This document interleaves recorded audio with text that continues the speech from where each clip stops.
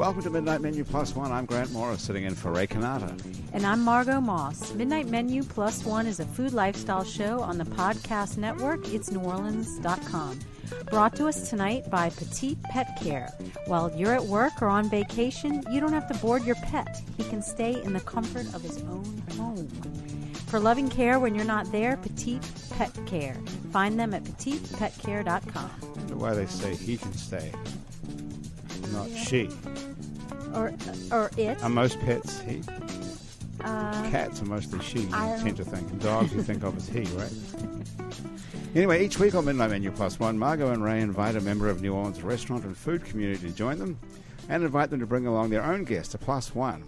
We never know who their plus one is going to be. Sometimes it's a friend, a neighbor, a family member, or a fellow restaurant colleague. And I've got really lucky sitting in tonight for Ray, because Ray and Margot's special guest on Midnight Menu Plus One tonight is one of the most colorful people in the New Orleans food ecosystem, Frankie Vivid.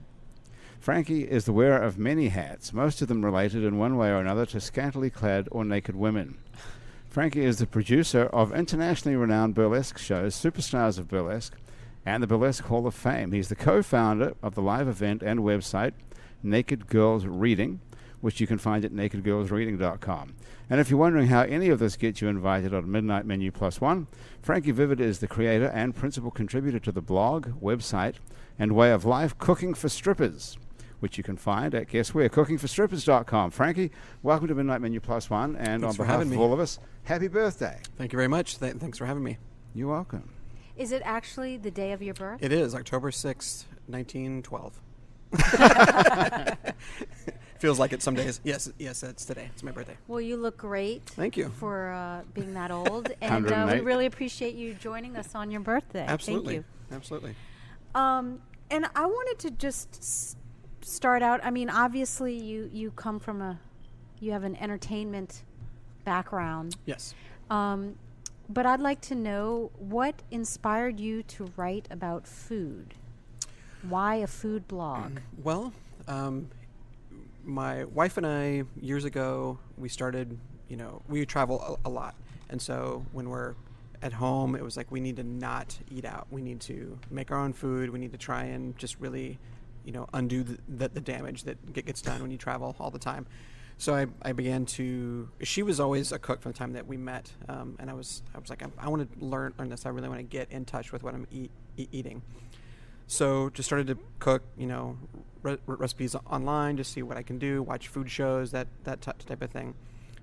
She's a burlesque dancer, and every year has a group of women stay at our place for about a week to train and do a show, and part of that thing was I would cook for them. That was part of the deal, and I just get a huge kick out of it. And one year, I think she's been doing like 5 or 6 years. One year, the girls were like, you should do a blog, or you should do a book or whatever. And I was like, absolutely, because no one would believe the stuff that goes on. It's, like, it is sensational, it is sexy, but it's also like heartwarming and sweet. And when you have a bunch of wonderful ladies around a table sharing a meal, it's just some amazing times. So I said, why not? Let's do it.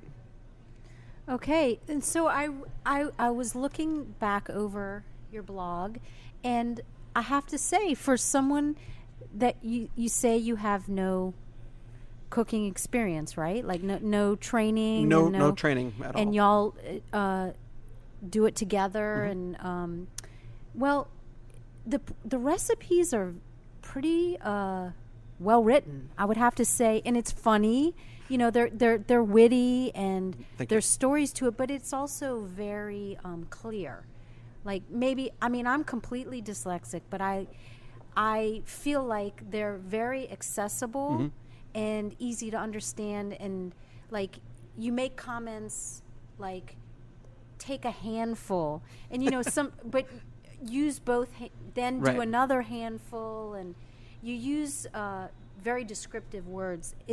Have you had any influence on writing recipes, or is this completely No, from I think y'all's experiences? I think it comes from just the fact. I think it actually comes from the fact that I'm not trained and I don't have that vocabulary of school or restaurant training. It's mostly just I look at a recipe or experiment. Very rarely, even if it's the first time I do something that I've found online or a friend gave me. Very rarely do I do that specific thing. I always want to kind of freehand it as I go. So I think it just came from that spot of I don't really know what I'm doing. And there's probably other people who don't really know what they're doing. So let's talk to them. It's a learning experience. A lot of times the recipes that I put up there, it may be the first or second time I've done them. So it's, I feel like everyone's learning with me. So I think that's where it comes from. Okay. Do you get much response? I do, actually. Unfortunately, since it is a blog, I don't update it as often as I would like. That tends to be kind of what blogs do. How often are you supposed to update it? Well, when I first started, I was updating once or twice a week, and now it goes a couple of months in between. Couple of months? Yeah. Although I do have must drop off pretty precipitously after a couple of months. It does. I've noticed that when I post, there's a lot. People jump back on, and I get a good response. I get emails and things, and it's fun. And a lot of people like the fact that I don't give do a tablespoon of this and a teaspoon of that. Of just food to me is about a personal approach, and it should taste good to you. And if you like a little less of something, and you just experiment with it until because you might cook a recipe and go, I don't like that. But if you know that you like certain things and you've tried things and you can back off or push certain elements, then maybe you will like it. And how many people find you because they're interested in food or because they're drawn to the title? And have you had any weird experiences with that? Primarily the title and the content being, salacious in nature. We have, from producing shows all over and from having, sort of living in that world of the burlesque and that sort of thing. We've got people that are primarily fans of the shows and of my wife and, our friends. So that's kind of where the fan base starts with. I'll post something and it's just friends of mine look at it. But it's, I have no illusions that people aren't coming and going, I really want to find a great chili recipe, looking for that first. But reading Playboy for the articles. Right, exactly. But are you cooking for strippers, actually? Yeah, the title was twofold. It was because the intention, it started that I cook for the ladies. People that come stay at our house, people that come for this week-long, extravaganza that we call Strippers Holiday. I cook for them, but it also was so that in the future, in the very near future, you can also have other of the ladies give their recipes. I actually have a collection that was given to me of recipes from legends of burlesque that danced in the 30s, 40s, 50s that I'm going to be posting soon. And let's sort this one thing out right now. Sure. What is a stripper and what is a burlesque dancer? And is one get in trouble, one right? an insult? It depends on who you ask. The burlesque movement that's currently going on really took hold in LA and New York in the late 90s. And it's taken a little while to filter through the rest of the U.S. Right now in New Orleans, it's like one of the best cities in the world to be a burlesque dancer. There's so much going on, good quality stuff. There's some great things. But that was basically these people that were looking. It was kind of a fifth wave feminist movement of looking back and saying things have gone too far. Let's look back and in a nostalgia when a wink and a smile was sexier than internet porn or whatever. But to be honest, the women, we've gotten to know a lot of the women who used to dance back in the day. Every year at the Burlesque Hall of Fame, there's a reunion. There's 20 or 30 of them that still come out. They still dance. If you ask them, a stripper's a stripper's a stripper. The girls who dance at Rick's, cabaret are the sort of consanguine daughters, if you will, of that. I mean, it was glamorous at the time for some of them, and for a lot of them it wasn't. I mean, there's very little difference, but the culture is different. The culture that we have now in 2014 is very different. Is there very little difference, or is there not very little difference? Is it pretty much the same thing? That's what I'm saying. Yeah. I mean, you're saying it's the same thing. I would say if you look at it now in a cultural thing in 2014, a club dancer at a strip club is going to be different than what you see at a burlesque show. But they're not. Some of the burlesque girls today go, "Oh, I'm not a stripper," and you have to go, "Yeah, Yeah, you are.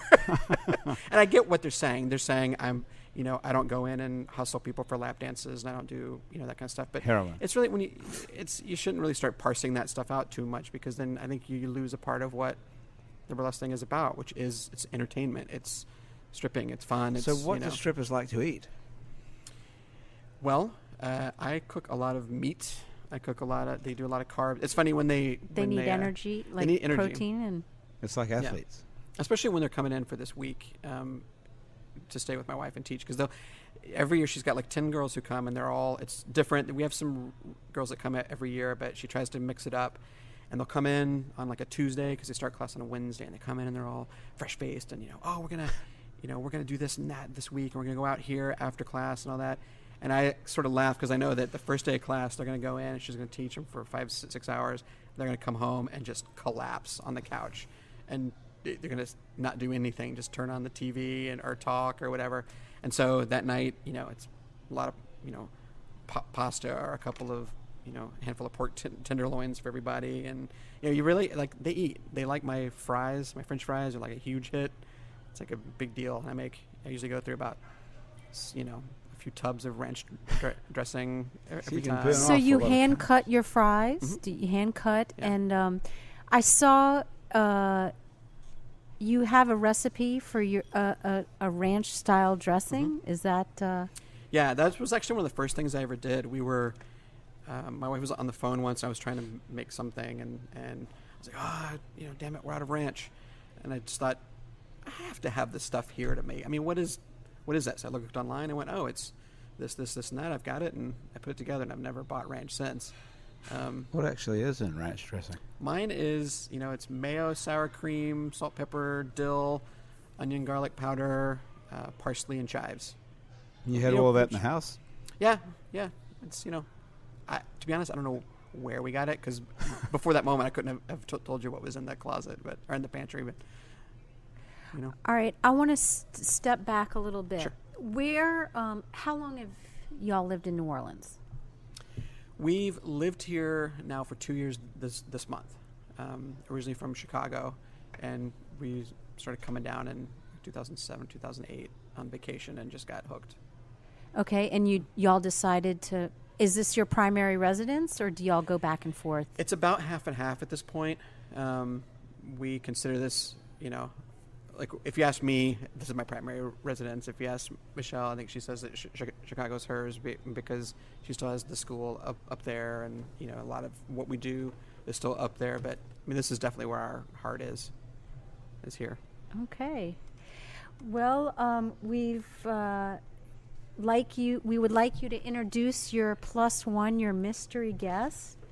I thought you were going to say my mistress. Your mystery. Like, no, I didn't bring her tonight. My +1 this evening is my lovely and talented and famous wife, Michelle L'Amour. Hi, everybody. Wow, Hi. what a treat. Thank you, Michelle, Hi, Michelle, for joining us. Thanks for having me, and thanks for the wine. You're welcome. Well, it's a birthday party. So, Margot, after you. Shall I go first? Go first. I want to know the obvious question. How did you guys meet? That was the obvious question? Isn't it? What was the most obvious one? You go first then. I don't know. I thought you were going to ask me about what? Burlesque versus stripping. Sure. Well, you are. I took care of that in a very... Oh, yeah? Which one are you? Distinct Are you a manner? burlesque dancer or a stripper? Well, I'm a burlesque dancer, but yeah. So you wouldn't call yourself a stripper? I mean, I do, but it's just a different connotation than what people are used to. But you are one of the world's most famous burlesque dancers. Would you say? Is I that would a correct say that. Sure. description? Mm-hmm. How did you get to be so famous? She's so modest and shy. How did you Give get to me be? some more wine, and I'll How tell do you you get all to be a about star myself. in the burlesque world? How did you do it? Well, I actually started it through Frankie. Sorry. That's okay. Yeah, no, I actually started it through with Frankie. He had a band at the time that we had met, and I was auditioning for some like talent search company. You know, those like scammy model companies, like you'll be a star, those kinds of things. And I was very bored. I was going to college at the University of Illinois in Champaign, and I was getting my degree in finance. So I was bored out of my mind, and I literally shake your moneymaker. I literally shake my moneymaker. That's what you learned in finance. Yes. Yeah, so I was very, very bored with that, and I heard this commercial on the radio, and I decided, okay, sure, I'll just go and do this because I haven't been out on an audition in a long time. So I went, and Frankie was there, and then he approached me. Frankie was part of the scummy... He was there, actually, supporting story his gets creepier and ex-wife. creepier every Yeah, time. he was supporting his ex-wife. As what? Because she likes to fancy herself a singer. Okay, so you went along to be supportive. Just you weren't playing on the band. Or Yeah, I was asked to go to sort of see if it was a scam and keep people from making bad decisions. But I met Michelle and I was done at that point. Yeah, so he saw me Yeah. dance. So you were there with your wife, and he saw you dance. Ex-wife. Was she? She was ex at the time. Oh, she was already your ex-wife. We were still friends until I fell in love with Michelle. Oh, I see. Yeah, so he saw me dance, and then he approached me about dancing with his band. So I started being his backup dancer for his band, and then he said, well, I want to open this show with a burlesque show, and I said, sure, okay. Blink, blink. No idea what burlesque was, and then I heard the music, like your classic bump and grind music, and I said, oh, yeah, I absolutely know what that is. And yeah, I'm going to do that. So I was just hooked. And then, it was just something that, I had been doing in my bedroom in high school inappropriately, not knowing that it was called burlesque. So What it a was great meant story. to be. And so Frankie doesn't have the band anymore. And Yeah, I made the right choice though. shaking my moneymaker. So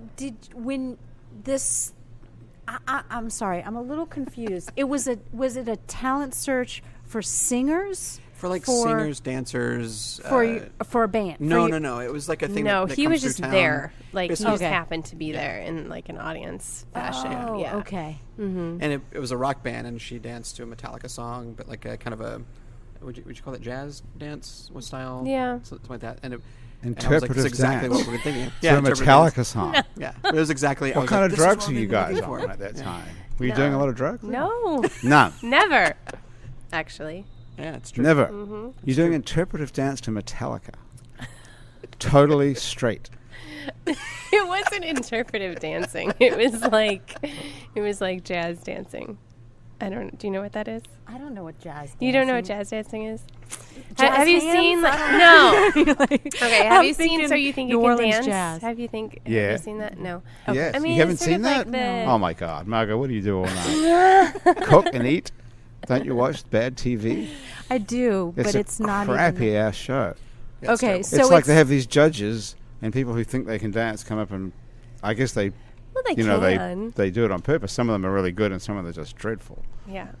And then they give them these blistering judgments. So you must have stood out to be noticed by Yes. Frankie. I mean, but you Well, it was said love, you had Margaret. gone on, love at first sight. I mean, you have gone on other auditions. Did you have a singing background or a dancing background, or Yeah. So I had a background in dance. I studied ballet and jazz and interpretive dance hip-hop. hip hop and But Yeah. you were doing a Stroke and finance hips and degree. hop. So it was Yeah. it was just for fun. It was a hobby or something. no, it was actually what I really, really wanted to do. I just wasn't very encouraged in my personal life to do it. Do you have a business brain as well? Yeah. So can you I'd take care rather of business? not. Yeah. So who does the business? But I So you do the hate it. business side of it. You hate I it. hate it. I'd rather disown that whole part of me. I think it's very annoying. But can you let that go, or do you have to take care of No, business as well? I You have to do. it. It's annoying. So does Frankie help out? Do Frankie do business as well, or you I- mostly involved with cooking? No, I mean, we do sort of 50-50 on all the productions and that kind of thing. We do very different things. She's more in charge of the money and the, paying the bills and that sort of thing. And I handle the, a lot of the art stuff and video and music editing and that sort of thing. But we're in it together. and I y'all, cook. you have a school in Chicago. Yeah, I have a burlesque school in Chicago, and I've had that for about 6 years.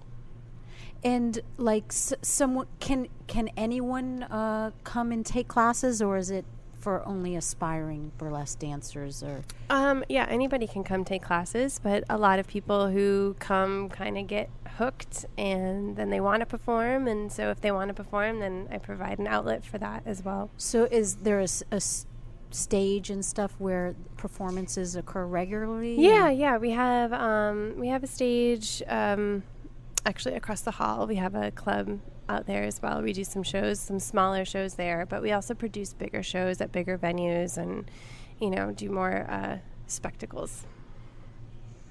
And when y'all first came to New Orleans, was it was purely vacation, or did you have a show that you were coming no, to it was see? a vacation thing. Was In the fact, first time for the fest, or no? no, the very first time we came was the first. We had traveled all over for work, but this was the first time that we had gone on vacation with nothing to do, and it kind of drove us crazy. And we almost didn't fall in love with this town, because for the first 2-3 days we were eating at all the wrong places and doing all the wrong stuff, and just like, what do people see we in didn't get this it. place? We didn't understand how to relax. What places did you eat at? The wrong. I don't even remember. There's this I think one it was, place on Decatur that's just.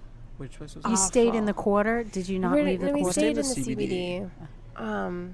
So where were the I shitty think we went places? to like one of the Masperos. I don't remember which one it like was. Cafe Masperos? Maspero or something. I don't know. But It then was we had this weird magical day where we went out to the museum, and then we ended up going to Port au Call. Somebody had recommended, and then we did a vampire tour, and we were just like, it just changed, and we knew we had to leave in 2 days, and we just couldn't. It got heartsick, just could not. Museum, giant hamburger, Yep. and a vampire Vampire. tour did it. I've heard a lot of things. People often say came down to Tulane and they stayed, or came down to help after Katrina and stayed, or came down for Jazz Fest and stayed, or Mardi Gras. I've never heard anyone say Port au Call or a vampire tour. Have you, We Margaret? still do Port au Call, probably. You still do? Yeah, we do. Every week. Oh my God! I now know it's that- not the best burger in town. It's a great burger, but we just have a soft spot. your soft and it's spot right for down the it. street Do you from our have the place, so- giant monsoon? Oh, you live down there. Yeah. Well, we live in the quarter. Do you have the giant drink as well? no. The really. monsoon or whatever?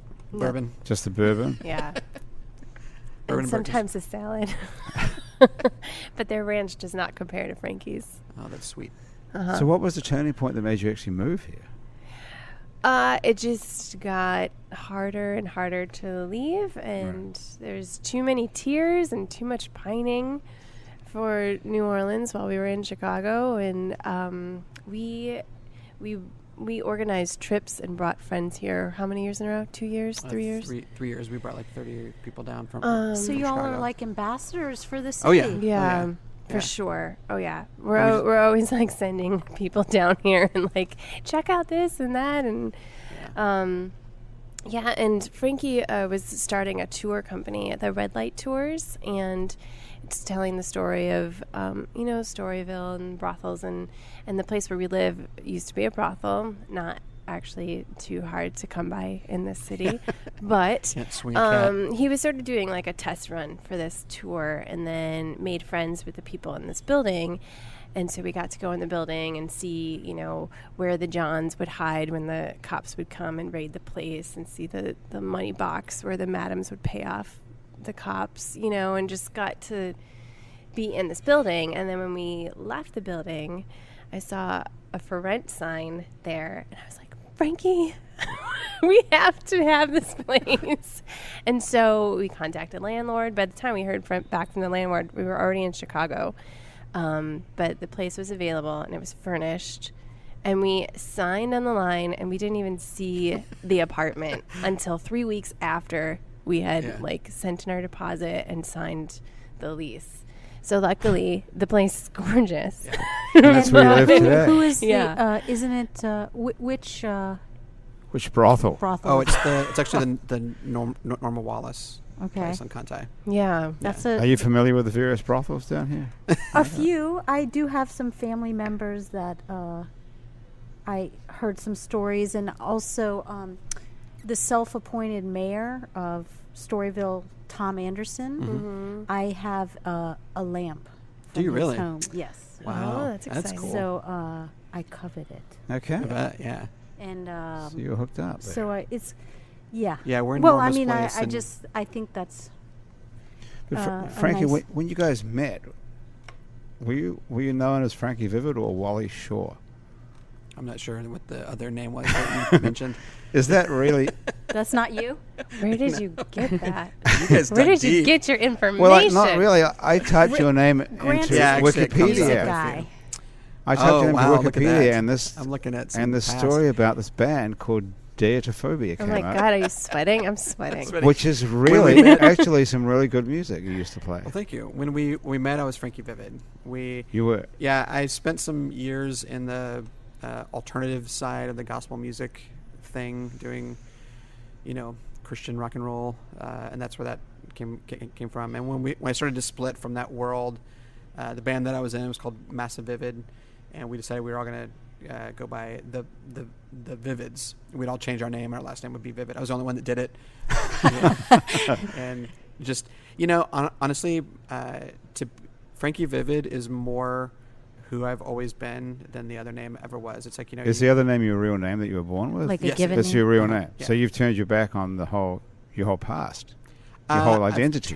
I've turned my back on the fake part of my past, and it turns out where I'm at now, I've actually been training for my whole life. I talked to my father and my mother, and they're like, "Oh yeah, that's exactly where you were headed." Well, But you were. They're that's actually supportive, allowed. so it's not like you're turning your back on your family or you No, just, not at all. My dad lives your vicariously identity. through me, and I think my mom. I think hopes most that we're most not red-blooded unsavory American people, but- guys live vicariously through you. By the way, but you were a Christian rock artist. I mean, you Yes. weren't just in a band in high school or Right. screwing around playing Metallica covers while other people Right. did interpretive dancing to it. You were actually a Christian rock. I mean, you must have believed in Christ and all that sort of stuff. Didn't you? Yeah. I mean, I was always sort of a rebel within those ranks, and believing that a lot of what that has come to mean is a modern manufacture that doesn't actually make a lot of sense when you look at the facts. But yeah, But which Wait, fact the is short talking about? answer- wait. Crucifixion Christian or rock resurrection? or religion? the Resurrection. religion thing. That's a long story. Even from within that system, the Christian rock thing, which is a system, it's a commercialized, and whatever. That's fine. Is You're it- selling records, but it really has very little to do with being a good person, which is at the center of what a religion should be, right? So Should be. yeah. Correct. But even from within that, I was the guy that questioned everything. My father was a preacher when I was a kid, and he encouraged me to question even from that point. Your So, father was a preacher. yep, Southern Baptist, Texas, yep, 70s, Wow. yeah. Did he fun have a time. church or Several. He'd get fired quite a bit wow? How do you get fired for being a preacher? for doing crazy things like trying to integrate the churches racially and that sort of thing. Good for one him. one That's church- a great reason Yeah. to get fired. You actually get fired from He a got- church by he got treating death people threats. equally. Got death threats from the parishioners, I guess you call them.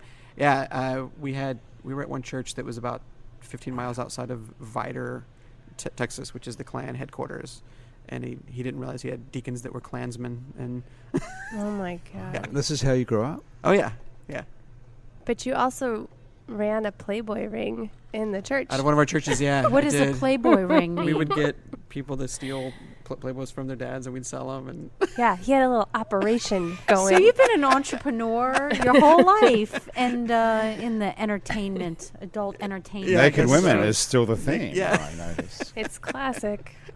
see, I've been training for. Mm-hmm. Was there a day when you turned your back on the whole Christian rock thing? Yes. Yeah. It was a process, but it started with, well, we're going deep here. It started with being asked by a church that I was trying to join. I was asked to sign a list of things that I believed in, and one of those was that homosexuality was a sin and you wouldn't go to heaven if you were gay. And I was like, at the time, I was like, I don't really know what I believe on that, but I definitely know that I can't sign that right now. And things started to fall apart. And my first marriage was falling apart for very similar reasons. Like I was realizing that, if everybody's telling me, oh, just stick it out and God will honor it. And I was like, if God wants me in this relationship, screw that guy. He's not a nice guy. So I started to dismantle Did you things. get married to somebody really straight? Got married really young. I was married at 19. Yeah. That is young. Is really young. Yeah. My parents should have locked me in a room and never let that happen. But your parents got married Yeah, they super were young 17, too. 18. What So made did you your want to get sister. married at 19 so you could have sex with her? Michelle, sorry, is that like a taboo subject? It's just imagery. Well, yeah. Well, I don't know, so I can't imagine You that. are nervous about talking about. That's a good point, Margaret. No, 'cause I'm you're not taking your nervous. clothes I just off. have lots of Don't feelings wanna about this person. But it's not the imagery, it's the person in the image. Yeah. But that's a good point. Isn't you that take a your long clothes time? off. Yeah. Oh, yeah. Oh, what? Go ahead. You take your clothes off in front of strangers for a living, Uh-huh. and you're concerned about his ex-wife. You think that, Frankie, you would be concerned about your wife being an exhibitionist and naked in front of other men. You know what? I love it. Yeah. Yeah. Why?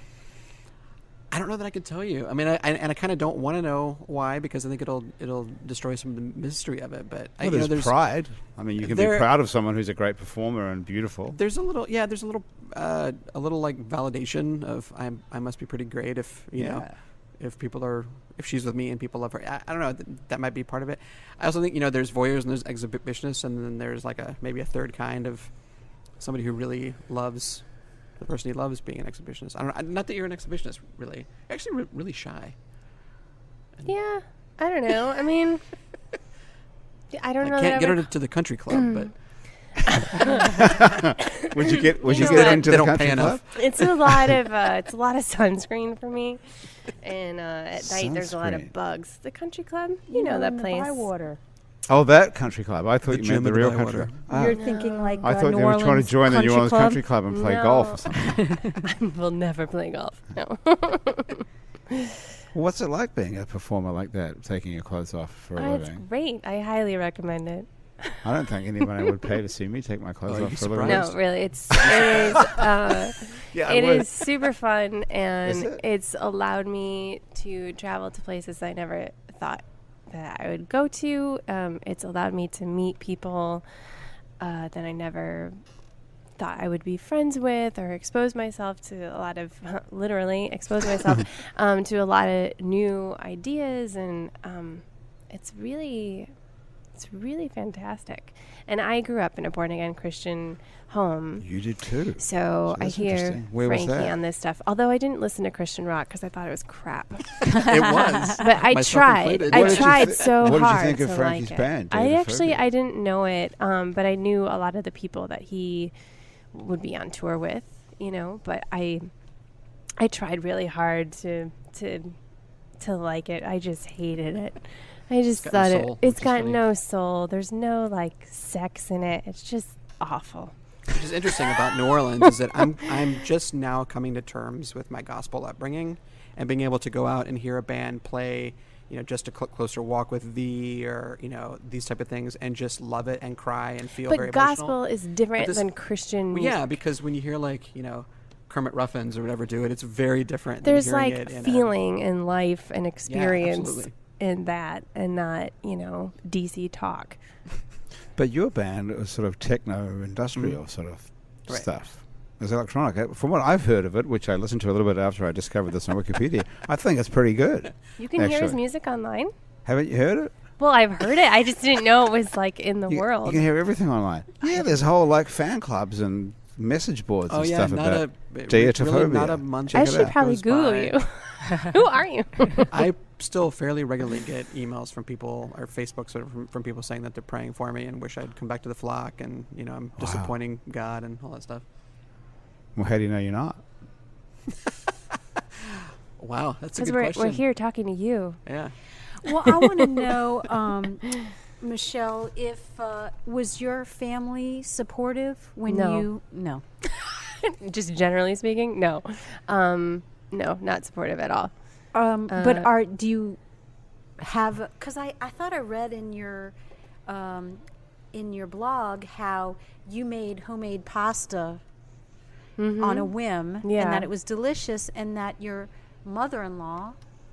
Yeah. No, that was about the ranch or something. I'm getting confused. I've No, read so no, many it's things, but- okay. Yeah. So your mother comes. Does she your family come to visit you here, and have they ever seen you perform? Yes, just my mother, really. We had a giant falling out, like one of many, but the most lasting one was about burlesque, and Living in Sin. Living in Sin. I was living with Frankie before we were married, which is exactly what living in sin is, right? Yeah. But anyway, so yeah, we had this very long period of time, like 4 years, 5 years, Yeah, at least. long time of Short for Italians, no though. relationship. Very short. Yeah. Less Yeah. than like 3 decades. Is nothing. Yeah, and I really struggled with it, but I believed in what I was doing, and I started my own business, self-sufficient, like producing shows, traveling the world, having a lot of success. But then, knowing that your family didn't care, wasn't behind you, was very difficult for me. But I got on top of that. And then shortly after that, my mother actually came and apologized to me. And now we have a relationship. So it's pretty good one. interesting. And I've taken her down to New Orleans, and she's stayed in the brothel that I live in. And, it's interesting. She'd prefer not to talk about certain things, but is supportive of Michelle running a business and being sort of the one in the family that got out and did something. Yeah. I feel like she, is sort of fear has a hold of her, So I've always wanted to live without fear and just kind of do the things that I wanted to do. And I feel like she admires that, even if burlesque wouldn't be her top choice for me. What does she tell her friends you do? I don't know. That's a good question. That is a good question. But sometimes, I'll be on the morning news, and she'll tell her friends that I'm on, and she gets very proud. I was once on the morning news doing a can, and I did, high kicks and a cartwheel, and she was like, oh, Michelle, I'm so proud of you. I just had no idea that you could do these things. I'm like, okay. Well, we have come to off the menu, and that is where we ask you a question that you would not typically be asked in a job interview or Respectable show. America's Got Talent show or any respectable workplace or environment. So, You do know where we work, though. Right. We get asked and lots actually, of this questions. is really not this is not offensive in any way, but since adolescence, in what 3-year period do you feel you've experienced the most growth? Since Frankie? adolescence. I don't even remember adolescence. The last 3 years, 3 years starting from today and going back. Definitely. And why is that?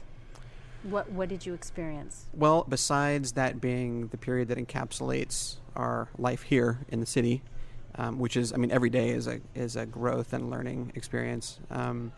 But besides that, we very sort of firmly, about a year ago, we said, we need something more than just fun and entertainment and all that. We need to sort of be grounded and find commit to a spiritual path and that sort of thing. And, so that this last year has been very good on a social and spiritual and intellectual sort of level that fed the stuff that was, getting left behind just from doing all the work that we do.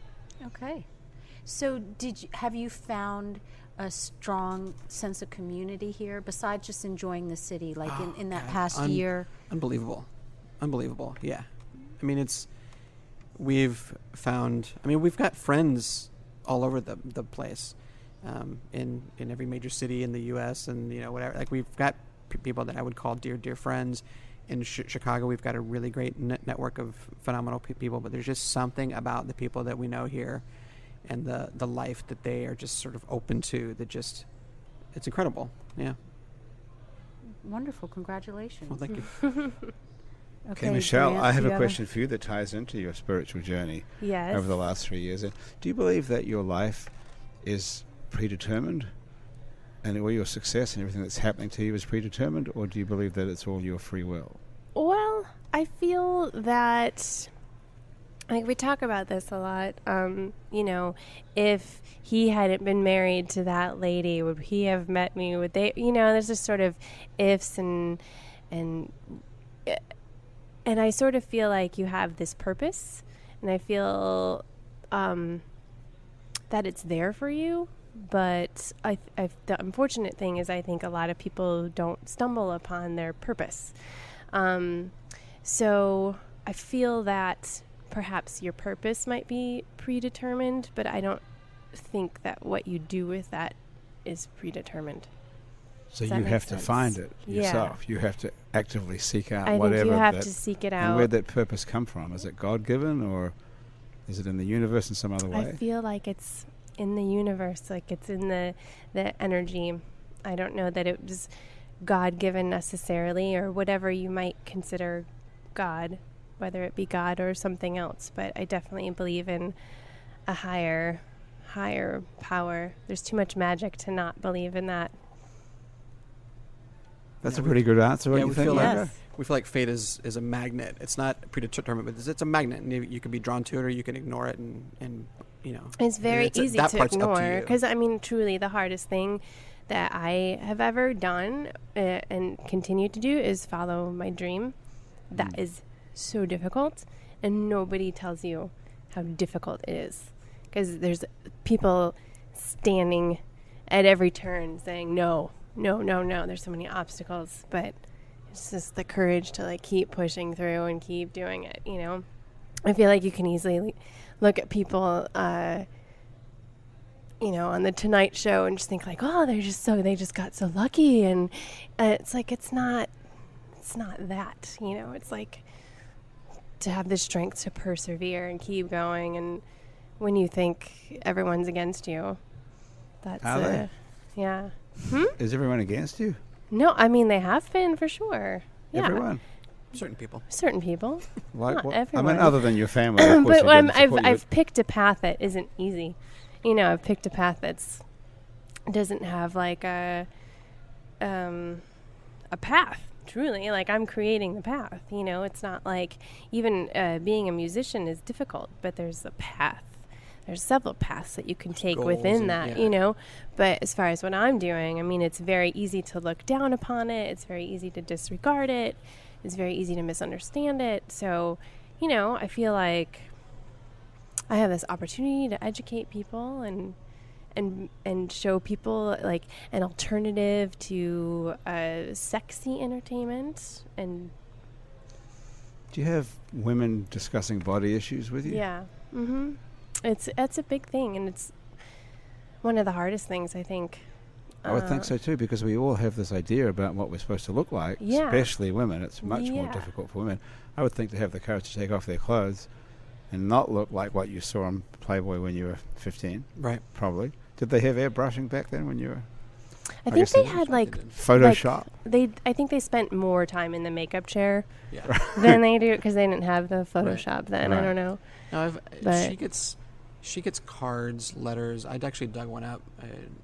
I didn't show you this, but the one with the woman whose child was dying in the hospital. You remember that old letter? I was just thinking about that. Yeah, I dug it up. We just moved some stuff in Chicago, and I got some stuff out of storage. But she gets letters, women who take class because they are heading for a mastectomy and they want to do this before that. It's sort of like so many different things that since it's females only in the class, I don't really get to experience a lot of that. But I read the cards and I see women come in the first night of class and they carry themselves one way, and 6 weeks to 6 months to a year later, whatever, they're carrying themselves very differently, and meeting the women that I meet and our the cast of our shows and seeing how Michelle affects them, it's just it's unbelievable to see the work that she does, and just saying it's our right to be a woman, it's our right to feel sexy and sexual and sensual, and to express yourself in those ways. Use it all. We're not one-dimensional. And I think it's very important to present sexuality in an intelligent way. Absolutely. And to present it with layers, and you know, you have the comedy and the intelligence, and of course the sexuality of it all. But I think it has a much more lasting impression if you can combine all of these things rather than just be one or the other. I feel like we're given all of these gifts and these abilities, and we're made to like shut off certain areas of our lives, you know, in order to succeed in one part. You know, if a woman has a big office job, she has to shut down that entire side of herself in order to succeed in that world. It's like food. You have ingredients, and yes, when they're complex and harmonious, it's even better. Mm-hmm. I find it fascinating that you're talking about you're teaching a lot. I mean, it sounds very empowering, and part of your path to it. Obviously, it's not just about performing, Right? Because you're speaking about enabling other women to have experiences that, and I think that's beautiful. When did you realize that that was part of a process for you to help other women? I think it's sort of always been in my nature to want to help other people. And I feel like if I learn something, then I have to let other people know right away, like, you should know about this thing. Look, I'll save you all this trouble and all this work, and I'll just help you. I've always had that sort of feeling. I used to teach dance to kids, and then it was only natural that I started teaching burlesque. But as far as, you know, what it would lead me to or what I would end up doing with it, I would, of course, have no idea when I started my first class. And, of course, there was no one there to teach me how to teach burlesque, so I just sort of refined my methods as I've gone. And, you know, now I help other teachers teach burlesque, and so we're kind of getting some quality in there. And it's really exciting. And I feel like, you know, if you can help to better someone else's life, then you should. Wonderful. What's going to happen as you get older? I'll be an old lady in a shawl with big sunglasses. How do you transition And a out cane. of? I mean, how do you transition from being incredibly in shape? And what happens when gravity makes your boobs I'm sag? sorry, what? What? Well, you know what? We don't use What terms around the show. I don't know. I mean, I'll just keep going as long as people want to see it, you know. And if those tides turn, I suppose, you know, my teaching abilities will still be intact, and I will still continue to spread the good word of burlesque and empowering women, no matter where my boobs fly. So some of the most inspirational people that we know are the women who are now in their 60s, 70s, and 80s who used to dance back in the day that we still see at the Hall of Fame every year. And they dance, and they're incredible. And it's not for everybody. I mean, it's not something I'd put on Bourbon Street, you know, because it's not the right crowd. But truly, I mean, the moment when I really understood what burlesque was seeing these women dance.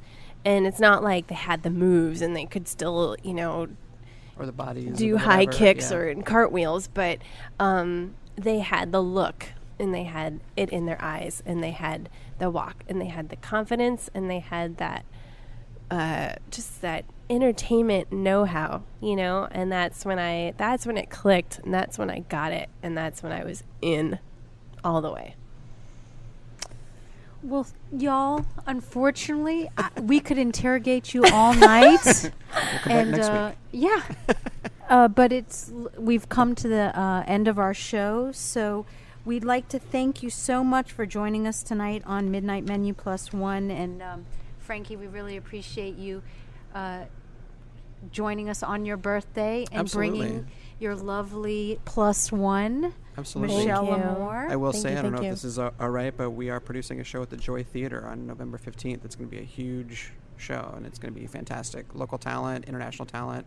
So if you want to see what burlesque is all about, that's the show. Mm-hmm. Okay, and how can people find out more information? Do you have a website? At the Joy box office, joyoftees.com. or the Joy Theater website, which I think is joytheater.com. thejoytheater.com or something like that. Yeah. I don't know if plugs are right. But Yes, absolutely. Yeah, if you're listening to this in any other time, though, just remember this is November the 15th. November 15th, 2014. 2014. Yes. So if you're listening to this in 2015 or beyond, you've missed that show, but there have been plenty others, I'm sure, Absolutely. to find it. At what are the various websites? So many. The main one would be MichelleLamour.com, cookingforstrippers.com, which I will have to add a new recipe this week because of you guys. You better get on it. And, of Yes. course, Naked Girls Reading, of Naked course. Girls which is- Reading. we haven't even touched on that, so maybe you'll have to come We'll back have when to Ray's come here back, sometime. I think. Yeah. I'm sensing an additional podcast on the network. I can Ah. another great idea. Well, thank you so much for Thank you. joining us here Absolutely, tonight. it's our Our pleasure. special guest tonight on Midnight Menu Plus One was Frankie Vivid, and Frankie's Plus One was Michelle Lamour. You can find out more about Frankie cooking for strippers and Frankie's other pursuits, including Naked Girls Reading and the upcoming Joy of Teas and at the Joy Theater here in New Orleans, as well as finding out more about Michelle Lamour by following the links on our website, itsneworleans.com. And thank you tonight to Petite Pet Care for loving care when you're not there or you're out taking a wonderful burlesque class. PetitePetCare.com. And thanks also to Monkey Hill Bar on Magazine Street. At Monkey Hill, you can enjoy a 5-hour happy hour every weekday from 3 to 8. And every Tuesday is Taco Tuesday, where they have Coronas, margaritas, and sangria specials, plus $2 tacos. See y'all next time on Midnight Menu Plus One. Till then, I'm Margot Moss. And I'm Grant Morris, sitting in for Ray Canada. Ray will be back next week. Till then, Good night. good night. Midnight Menu Plus One is produced by Margot Moss, Grant Morris, and me, Ray Canada. Our technical director is Chris Keogh. You can find photos from tonight's show on our website, itsneworleans.com.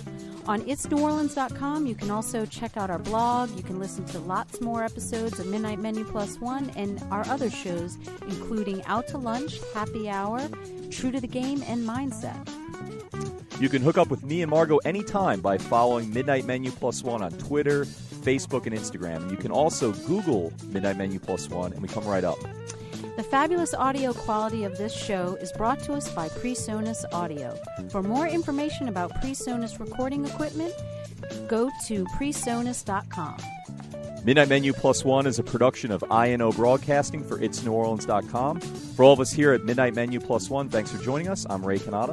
And I'm Margot Moss. We look forward to seeing you back here next week on Midnight Menu Plus One.